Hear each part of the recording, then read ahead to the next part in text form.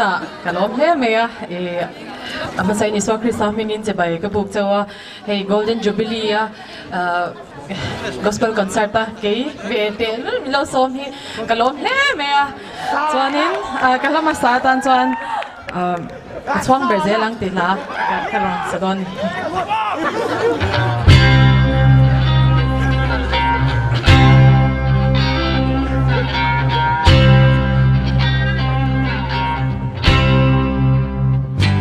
Kadam lai shing non don sang hian she om le purit purin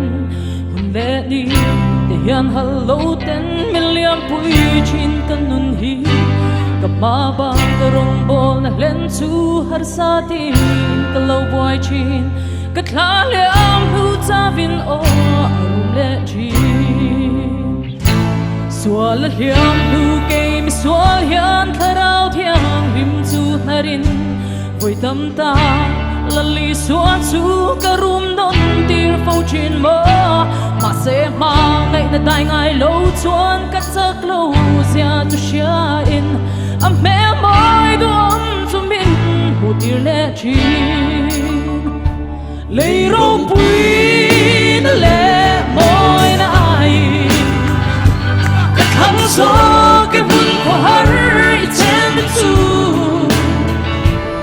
ngày mong ăn quay lệ em đã tên in đây mà sẽ in hình hú chu cả choang bêu rêu to ăn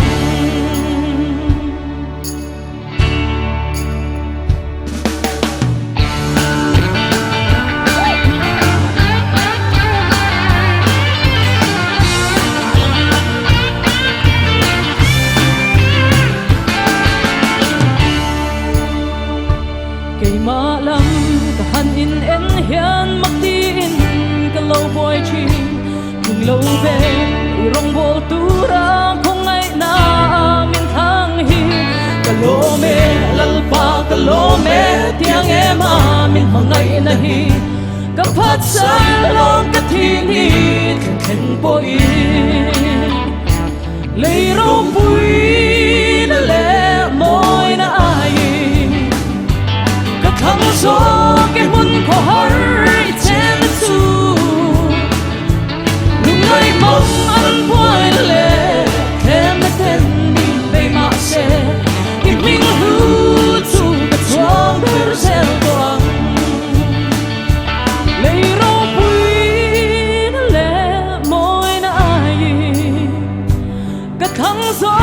cái hun của har trên su